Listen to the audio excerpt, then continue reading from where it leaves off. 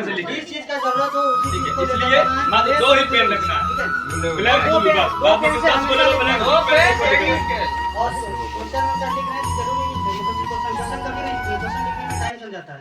Question नहीं लिखना, question नहीं लिखना है, क्वेश्चन का सिर्फ कितना नंबर का वो आंसर लिख रहे हैं, जैसे 9 नंबर का लिख रहे हैं, 10 नंबर का, वो क्या करना है, ब्लैक से लिखना है और ब्लू से आंसर लिखना है, यानी कि कलर चेंज होना चाहिए। तो इससे क्या होता है, कॉपी थोड़ा अट्रैक्टिव बनता है, ठीक है, और अच्छा लगता है, एग्जामिनर चेक भी करेगा, थोड़ा अच्छी राइटिंग में होना चाहिए।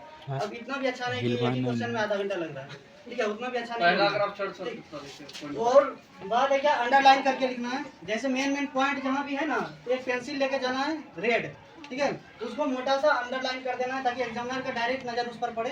वो देखो, वो लाइन बाय लाइन नहीं पड़ता है, एग्जामिनर का लाइन बाय लाइन नहीं पड़ेगा, ऊपर से पड़ेगा, मेन पॉइंट पड़ेगा, उसको मेन पॉइंट अगर जो समझ में आ रहा है ना, वो डायरेक्ट नंबर दे देगा। अगर जो आप लोग का विज्ञान का एग्जाम हो तो उसमें सबसे जरूरी बात होता है फिगर, ठीक है, लैंग्वेज में आप कुछ भी लिख रहे हैं ना, फिगर आप सही से बनाए हैं तो वो समझ जाएगा कि ये लैंग्वेज सही लिखा होगा, तो फिगर सबसे ज़्यादा इम्पोर्टेंट है। और रही बात इंग्लिश की, इंग्लिश का जैसे कि हम खुद ही इंग्लिश टीचर है तो इंग्लिश बता दिए कैसे कैसे होता है, क्वेश्चन आंसर रटना नहीं है, समरी जो रटे हुए हैं, ठीक है, उसी में से उसी का आधारित एप्लीकेशन, नोटिस, रिपोर्ट, समरी ये सब कर लेना चाहिए। और ग्रामर सही से करना, एप्लीकेशन में ग्रामर क्वेश्चन 60 नंबर फिक्स, सब सही करना। और जो नहीं जानती है वो भी सही करना, बताया गया। जिसको कुछ भी नहीं आता है ना, वो भी चाहे तो इंग्लिश में बहुत अच्छा नंबर ला सकता है, क्योंकि इंग्लिश एक मेरा लैंग्वेज पेपर होता है ना, उसमें नॉमेरिकल बनाना रहता है, ना ही मैथ के जैसा सॉल्यूशन करना रहता है, सिर्फ उसको भाषा को समझिए, भाषा को भी समझ में नहीं आ रहा है ना, तो अपने मन से लिखने का प्रयास करें, उसको बना के लिखना, लड़का बताया थे कुछ नहीं जानता, 120 वाटर डेवलपमेंट के बारे में आ रहा है, उसको लिख दीजिए, नाम बस वही चेंज कर देना है। और फिर भी क्वेश्चन नहीं बना, बहुत आदमी क्या होता है क्वेश्चन को 3-4 बार लिख देता है, तो वो भी लिखना है, पर वो लास्ट में, ठीक है, जब नहीं बने क्वेश्चन तो एक भी नहीं छोड़ना है, कोई सॉल्यूशन नहीं है तब पहले सही कोई करना। सॉल्यूशन नहीं है तो उसको लास्ट भी लिखना है, ब्रह्मास्त्र को चलाना, उसको भी इस तरह से बना के लिखना है ना, ये नहीं कि आप डायरेक्ट धड़ाधड़ मारते जा रहे हैं, वो गलत है। ठीक है, पॉइंट बाय पॉइंट, ताकि एग्जामिनर को लगे क्या ये कुछ तो लिखा है, पर एग्जामिनर खुद ही नहीं समझ पा रहा है, पर वो सोचेगा कि ये बच्चा सोच के लिखा है, ठीक है, ये छाप के नहीं लिखा है, तो ऐसा होना चाहिए, ठीक, पॉइंट बाय पॉइंट करके लिखना है, भले ही क्वेश्चन को 2 बार लिख रहे हैं, पर पॉइंट बाय पॉइंट करके लिखना है। अब ये नहीं कि एग्जाम खत्म हुआ है और जाएगा तो इसे 12 तारीख को आप लोग ग्रुप आप लोग का बना हुआ है, देखो तुम लोग कोई भी मैसेज कर लीजिए, ठीक है, उस अनुसार सब देख लीजिएगा ग्रुप में कहाँ कब से क्या आने की तरह रहने, ऐसे आप लोग तो सारा जान रहे हैं कि मतलब कहना मुश्किल है कितना पढ़ रहे, अभी भी पढ़ रहे हैं, तुमसे ज्यादा अभी दिखाने पड़ते हैं, इसलिए जितना पढ़िएगा उतना आगे बढ़िएगा, है ना, नॉलेज आएगा, ठीक है, उतना नॉलेज आएगा, उतना आपके पास एक्सपीरियंस। बस यही सब कोच है ना, आप लोग इतना जानते हैं कि 8:30 बजे तक सर तो सारे सर रहेंगे कोचिंग में, और 12 तारीख को किस तारीख कौन सा दिन पड़ रहा है ये एक बार देख लीजिएगा।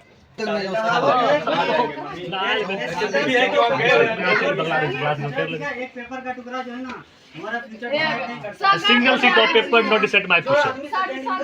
अच्छे मुकाम पे पहुंच जाता है, जो टॉपर भी है तो वो डिग्री लेके भटकते रहता है, तो नॉलेज पे विश्वास रखिए, जिस क्षेत्र में नॉलेज हो उस पे रखना है, टेंशन नहीं लेना है। और एक चीज और समझ लीजिए, आप लोग अभी रेगुलर है ना, करंट में है, जो बताएंगे सब समझ में आएगी, यानी कि 1 साल या 6 महीना बैठ जाइएगा, माइंड भी बैठ जाएगा। 1 साल तो छोड़िए, 2 महीना बैठ जाइए, 3 महीना 5 महीना, उसके बाद उसके लिए तो बहुत जरूरी है ठीक कि है। जो नहीं करे उसके लिए ITI है, पैरामेडिकल है, पॉलिटेक्निक है, बहुत सारा चीज है, होटल हम मैनेजमेंट चाहते है। हैं कि देखिए होता है बैचलर होटल मैनेजमेंट, आप पढ़िएगा तभी कुछ बनिएगा, लिया जाएगा जितना भी एग्जाम होता है, जैसे हम लोग एग्जाम देते हैं, ठीक है, उतना एग्जाम की तैयारी आपको कराई जाएगी।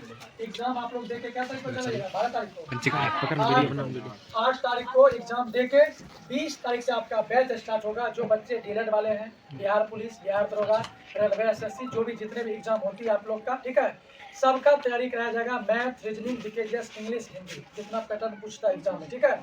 जो बच्चे हैं वो 10 दिन पहले समझिएगा, सर जी क्या बता रहे हैं, हम क्या समझ रहे हैं, ठीक है। उसके बाद आप लोग का 1 तारीख से बैच स्टार्ट हो जाएगी, जिसमें न्यू बच्चा भी आएगा, ठीक है, न्यू बच्चा भी आएगा, और वो भी अच्छा से करना है। हाँ, जो आगे पढ़ना चाहते हैं उसके लिए, अब जो है कि बस इंटरे रहेगा ना, BA बस ऐसे कर लेना है, देखो उसके लिए नहीं, जो आगे की एग्जाम में सब रह जाए उसके लिए बोला, ठीक है। इसके अलावा उस चीज पर ध्यान बाद में देना है। अभी आप लोग एग्जाम दीजिए, ग्रुप आपके पास है, हर चीज का मैसेज मिलते रहेगा आपको। 20 तारीख से हम तो स्टार्ट। इंटर तक क्यों नहीं किया जाता बताते हैं। इंटर तक बच्चा का कितना का एज नहीं पूरा रहता है, इतना का कोर्स अवेलेबल नहीं रहता, इंटर के बाद ही अवेलेबल होता है। इसीलिए हम लोग कंपटीशन का बैच कोई भी रहता है तो 12th के बाद ही तैयारी करने फिरता है। ठीक है, तो 12th के बाद अभी कहेगी कितना कि मेरा एज नहीं पूरा है, मान लिया आज तुम्हारा एज पूरा जाएगा, तुम्हारा तैयारी पूरा जाएगा नहीं। उसके लिए तुमको कोई भी एग्जाम टारगेट करना है, 8 महीना टाइम चाहिए। कितना? 8 महीना एक एग्जाम को टारगेट करने के लिए, चाहे रेलवे ग्रुप डी हो, एनटीपीसी हो, टेक्नीशियन हो, रेल ड्राइवर हो, या फिर एनटीपीसी ग्रेजुएट लेवल हो, पैरामेडिकल कैटेगरी हो, पैरामेडिकल हो, पॉलिटेक्निक हो, कुछ हो। ठीक ना, तो इसके तैयारी के लिए 8 महीना टारगेट करना है। फरवरी में देगा, फरवरी तो समझे निकल ही गया, उतना तो आराम करने में नहीं चला जाएगा, बचेगा 10 दिन। एग्जाम दे के तो सांसें लेने में फरवरी बीत जाएगा। 20 तारीख से लेकर 30 तारीख तक फ्री है। जिसको आना है सबको बुला लेना, नहीं अच्छा लगेगा छोड़ देगा, कोई बात नहीं, हमको कोई टेंशन है, पैसा नहीं मांगेंगे। ठीक ना, 1 तारीख से फी लगेगा, जिसको रहना होगा, जिसको तैयारी करना होगा। दीपक सर जी है, वो दीपक सर जी और हम 3 आदमी है, 6 गो विषय है, मैं 2 विषय सब लेके पढ़ाएंगे। ठीक ना।